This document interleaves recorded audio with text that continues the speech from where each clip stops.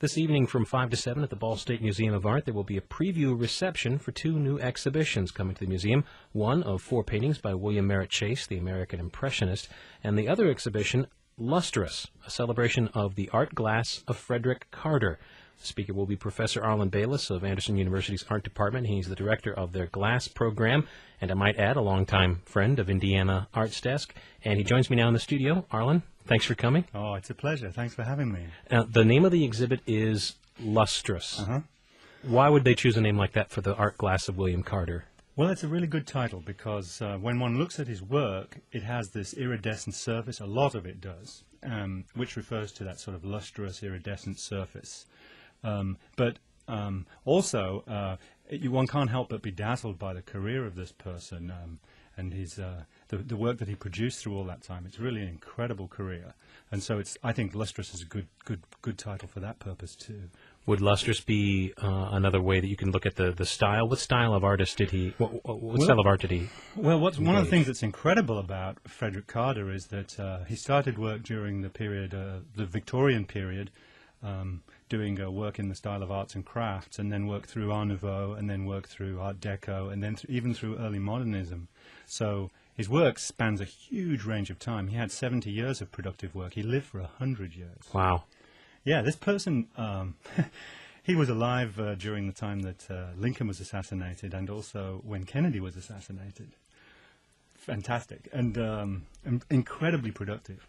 And I guess you would see a lot of change in the art style. You over that period of time, if he's continuing to be productive over 70 years. Exactly. Unless you want to just stay stuck in amber and do the same things again and again and again. Well, I think part of it's due to the fact that he comes from that Industrial Revolution period, that he had that sort of work ethic, and he worked incredibly hard, and he expected that kind of work from those around him. He worked for the first 40 years of his life in England, and then the last 30 years, the last 60 years of his life in the United States. What makes Frederick Carter's work special? Was it his technique? Was it his material? Was it his skill or his aesthetics? Why is he particularly remembered as an art glass? Well, all of the above, really. His aesthetics are extremely good. He's got an excellent eye. The form of his pieces show that he's extremely well trained, and he's always paying attention to proportion and to color choices. So, high quality work.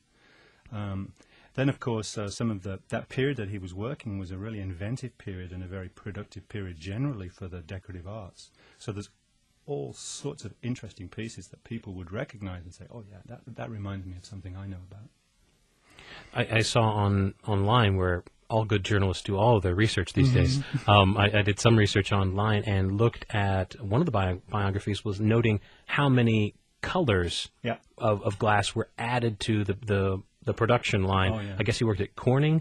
In fact, when he was 40 years old, he moved to the States to set up Steuben glass. What we know now as Steuben glass was begun by Frederick Carter, and the county is called Steuben, where Corning is, and he moved there to produce blanks, that is, pre-made pieces ready for glass cutting.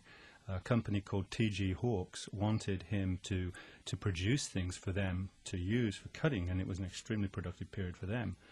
He moved, they funded the project, and he started to employ European glass workers, Germany, Sweden, French, and had incredibly good glass makers, brought with him all those skills that he'd learned in England and his managerial style too. And from that period, I'd say from 1909 through 1939, incredibly productive, 8,000 different shapes, 180 different colors. He trained himself in the sciences as well, chemistry, metallurgy, electrical training. He was a Renaissance man in many ways. And so he understood all of the technical processes as well as being the designer. And he basically ran Steuben. He was the managing director and the designer for the first 35 years. And you brought a piece that I know I saw a video of you earlier in the week. Just really quickly, could you tell me, you wanted to make a piece in his mode and with his with the tools that he would have had available?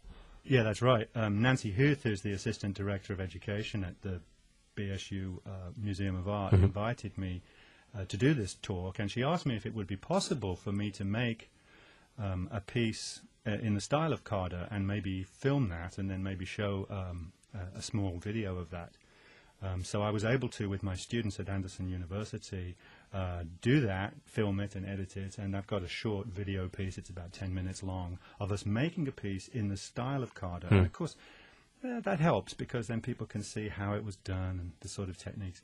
I should mention that my presentation is going to be more from an appreciation from the point of view as an artist, as a designer, as an educator. I'm certainly not a trained art historian, but it's been fascinating for me, especially being an artist myself, to take a good hard look at the work of this one person. Well, we're out of time, but I know people can go and enjoy the exhibit, which lasts through September. And we've already talked before about how I need to come and just do a story just on blowing glass at your workshop at Anderson University. Yeah, you're welcome anytime. Excellent. Well, Arlen Bayless, thank you very much. Lustrous, the art glass of Frederick Carter remains at the Ball State Museum of Art till September 26th. Arlen, have a good talk at the reception tonight. It ends at 7 o'clock. Thanks, Marcus.